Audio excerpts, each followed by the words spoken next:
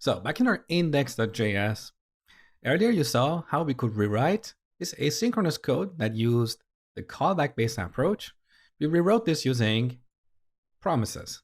And there I told you that we can make this code even simpler. So now in JavaScript, we have a new feature called async and await. If you're familiar with C#, there we also have the same feature, async and await. It's exactly the same thing. So async and await helps you write asynchronous code like synchronous code. Let me show you what I mean by that. So async and await approach. I'm going to rewrite these few lines where we are using a promise. I'm going to rewrite these using async and await. So we call getUser with 1. Now this getUser function returns a promise. Now, anytime you're calling a function that returns a promise, you can await the result of that function and then get the actual result, just like calling a synchronous function.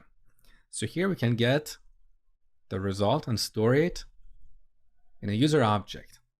Similarly, now that we have a user object, we can call getRepositories to get the repositories for this user. So we pass user.github username. Now again, this function returns a promise. So we can await the result and then get the repositories and store them here. And finally, now that we have the repositories, we can call getCommits, pass the first repository.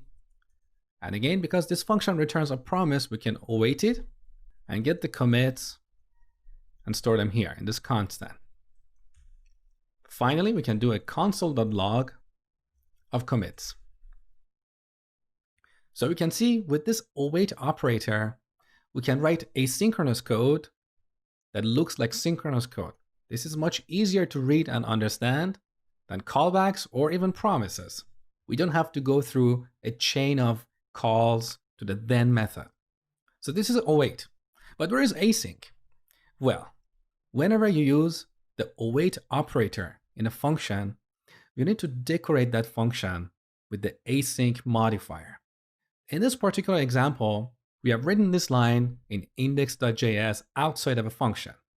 Now, this is a requirement by JavaScript engines that whenever you use await, you should have a function that is decorated with async. And you will find out why in a second. So I'm going to define a function here.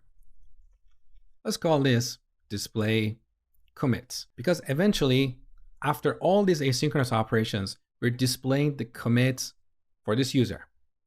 So display commits, and I'm going to move all these lines inside of this function. Now we're using await inside of a function, so we should decorate that function with async. And finally, we call this function here. Now look at the return type of this function. It's returning a promise of void. That means a promise that once fulfilled doesn't result in a value. It's void. So basically, this is telling us that async and await are built on top of promises. There's syntactical sugars in the language that allow us to write asynchronous code that looks synchronous. Internally, when the JavaScript engine executes this code, it's going to convert this code into something like this. So even though our code looks synchronous, it doesn't execute synchronously. In other words, when we're awaiting the result of this function, we're not really waiting or blocking in a synchronous fashion. So in terms of the code execution, when a JavaScript engine executes this line, at this point, it's going to release our thread and make it available to do other work. When the result of the getUser function is available, then we come back here, store the result in the user constant, and call this second line. Again, we have await, so the thread is released to do other work.